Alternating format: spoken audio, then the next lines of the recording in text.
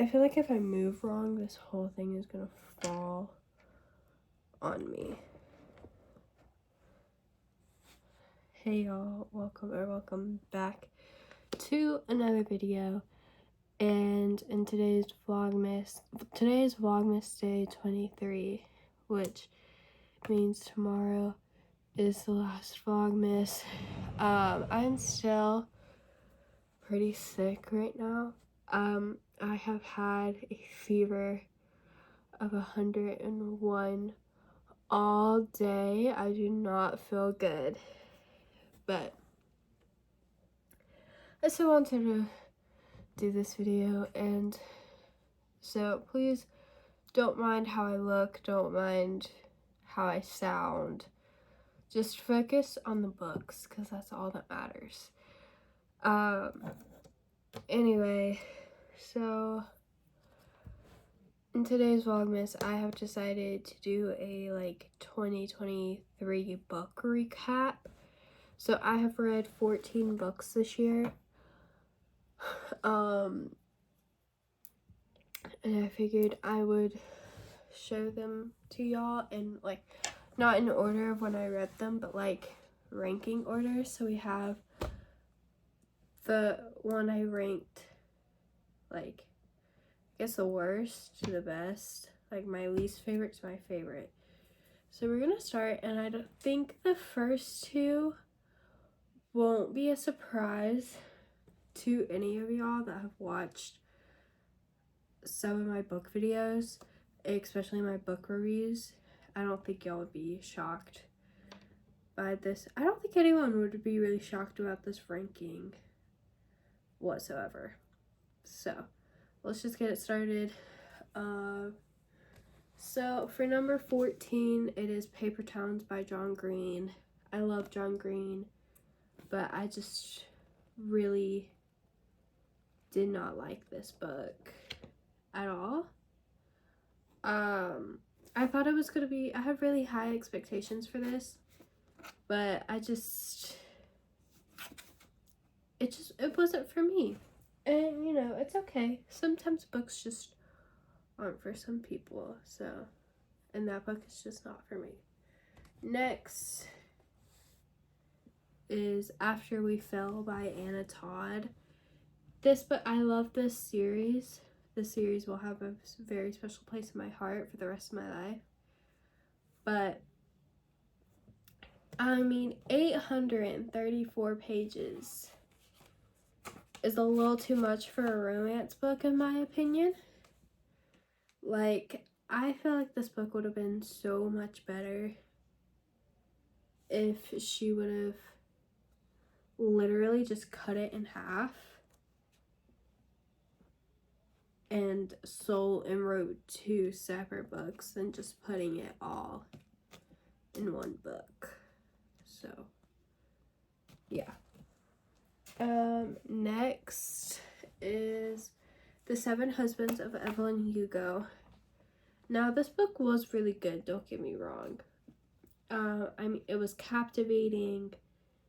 It was really interesting. There's drama throughout the book, but I just cannot get over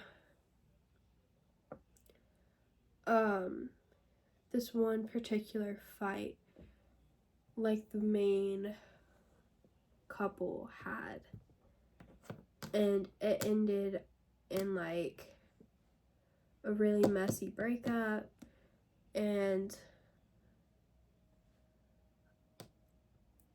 yeah, and also I think, okay, spoiler alert, this book has been out I think for a really long time. I actually don't know when she wrote this.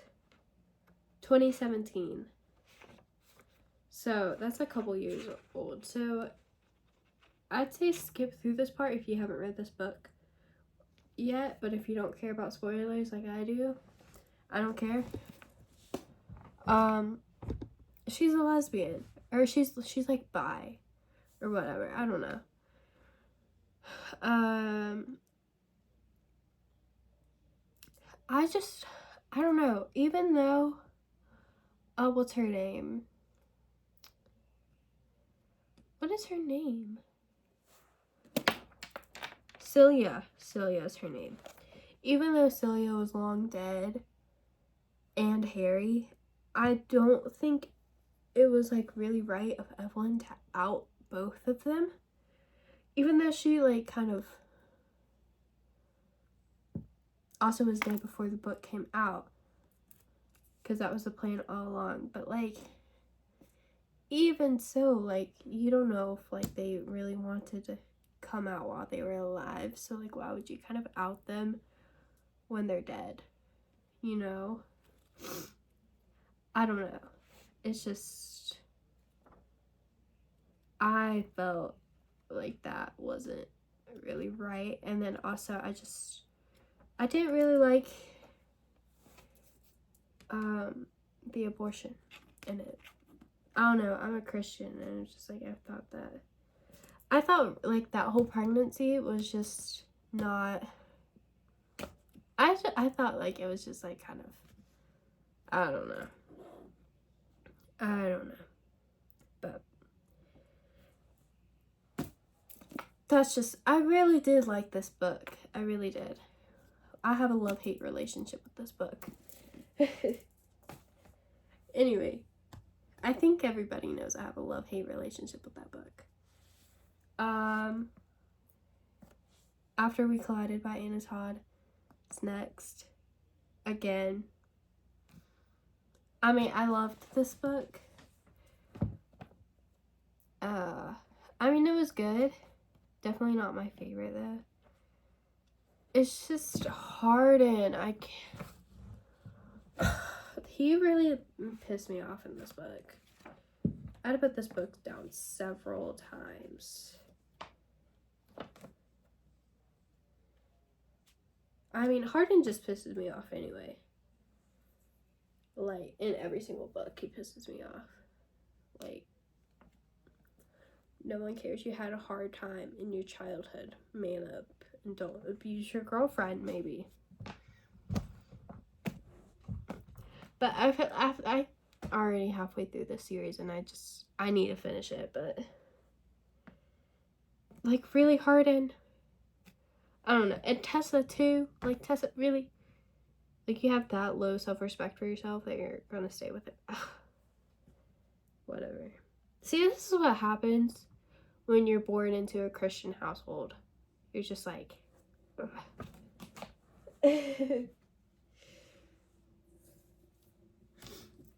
next is Better Than the Movies by Lynn Painter.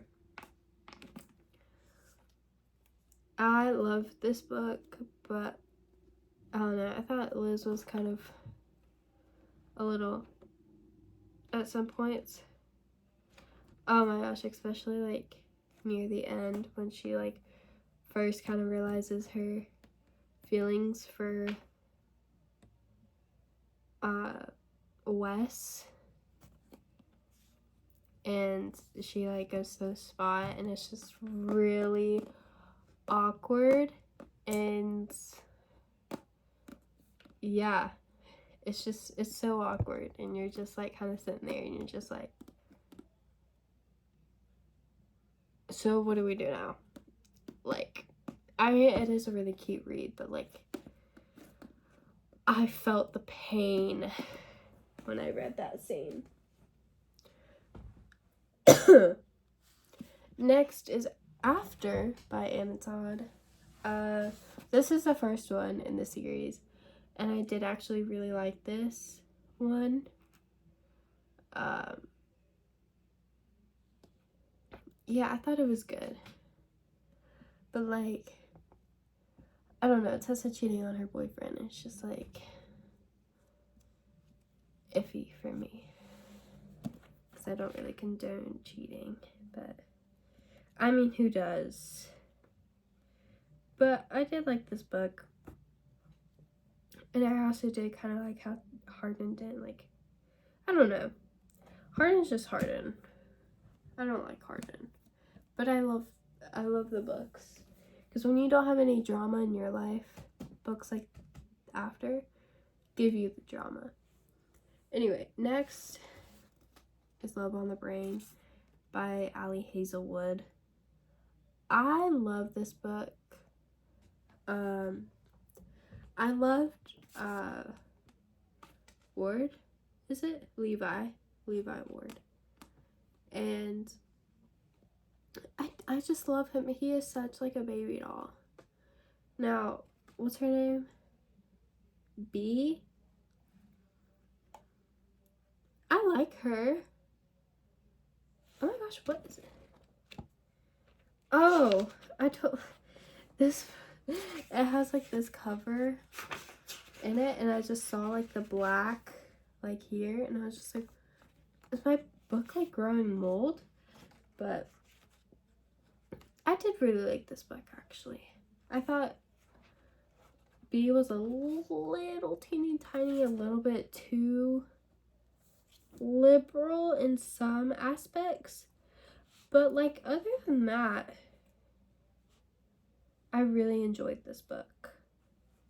I thought it was really sweet, and it was fast paced too, and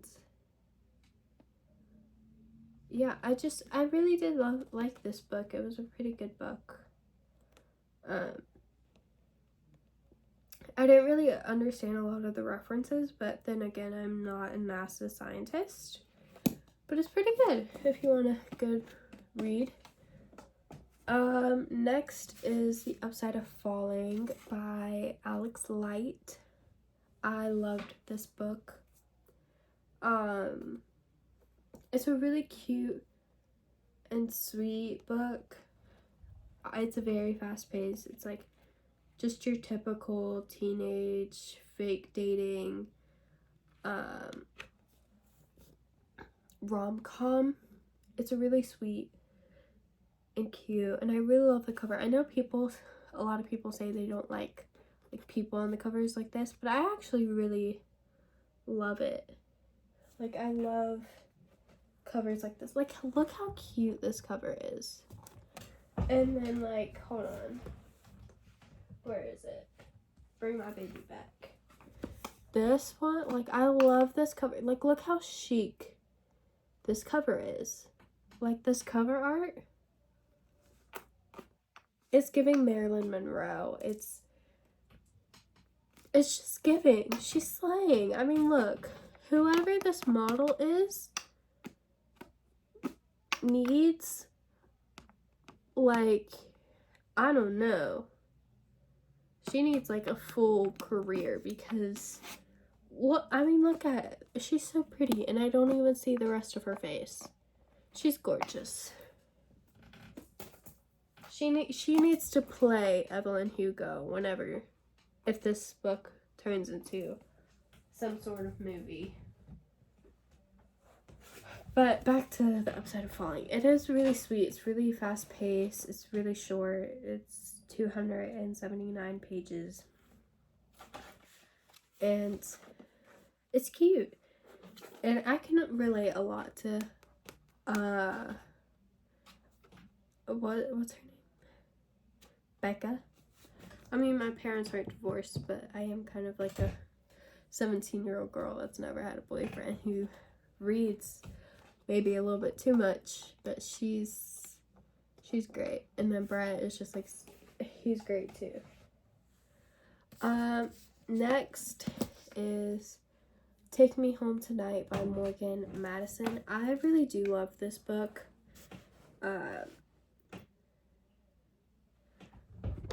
I took it with me to the beach, and it was really good. The only part I really didn't like about it was just the randomness of like the third friend just popping in there at random times. I didn't really like that, but other than that, I thought this book was pretty snazzy. I liked it. It was a really fun read, and you didn't really have like the stressfulness of, are they gonna get to, like, who's gonna get with who, when are they gonna get together. It was very sweet. The only part you had to worry about was like actual real friendship that like a lot of books kind of miss, because a lot of books just focus on the love story itself and not really with the other friendship character aspects. But that it's just a really refreshing book. So I did really like this one. So now onto my top 5. I don't think anyone is going to be surprised. The first one is 11 Paper Hearts by Kelsey Hartwood. This book is such a game changer. It's so sweet. It's cute. There's a mystery to it, so you're kind of just like, what happened? Like, what? It has a scavenger hunt, chocolate, boys, sisters, panic attacks, fake friends. This book has it all, and it's so good, and it's really fast-paced too, and it's only 294 pages. It's great. So next we have Bridgerton, A Duke and I for number 4.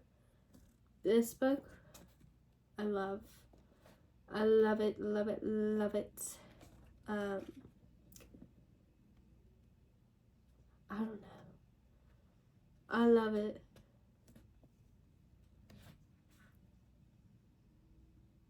It is really sweet, and like Daphne is not really one of those like old-timey characters.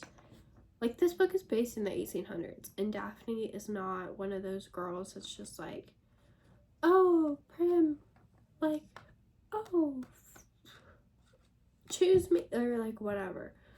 She's not like just one of those, I don't even know how to explain it, but like, she's independent, she knows what she wants, she's strong, she's intelligent, and it's not really kind of like what you picture a 1800s girl looking for a husband to be. Like, she's strong, like she's a leader, and it's great, but she still wants love and a family, and she wants it all, and it's a really good book. But like, she's like, I want all this, but it's not just gonna be with a random man. Like, it's gonna be with, like, I get to choose, and it's just like, bestie, we stand. Next is Bridgerton, the Viscount Who Loved Me, which is number 2. I love this one because I feel like Anthony he's cocky, and he needed someone to kind of put him in his place, and Kate was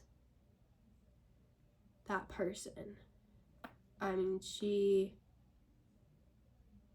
was just so sweet. Not sweet.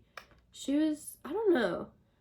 Like, she matched his energy, but like at the same time, like, she wouldn't take any crap from him.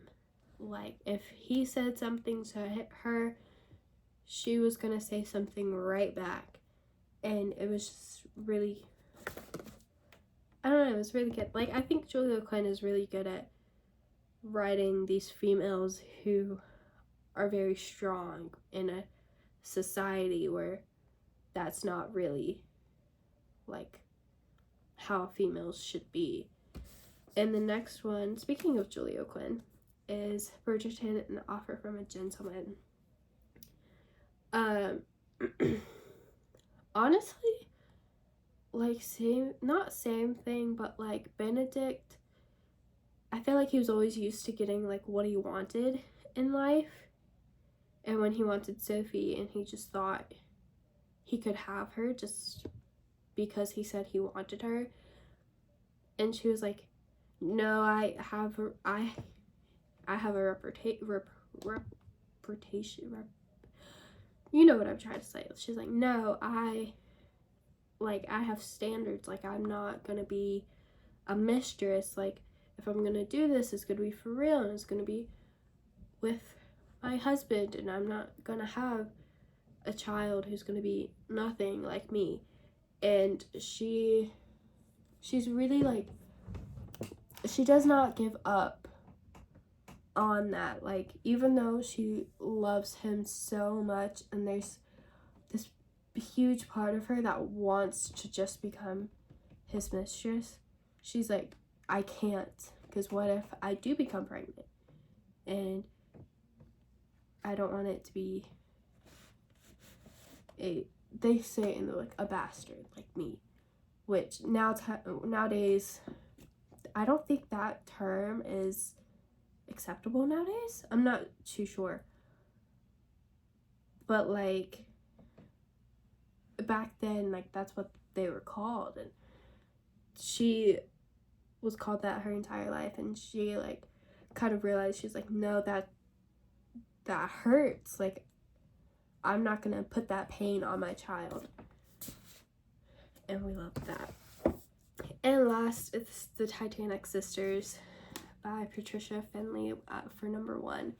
This book is so good. I love it. It really has everything in it. And I don't know, like, there's just something about this book that, like, I cannot stop thinking about.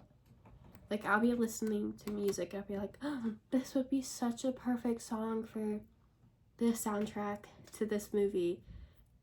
Like, this, words can't explain how amazing this book is. It's so good. I absolutely adore it. And yeah, like, I don't know, there's just something so magical about historical like fiction books, and this one's so interesting. Like, one loves reading and taking care of people, and the other sister, it's like the life of the party and everybody wants her, and it's so good. Like, just read this book or read the synopsis of this book and you'll understand what I'm trying to say, and it really is good. And that's it for today's video. So yeah, deuces.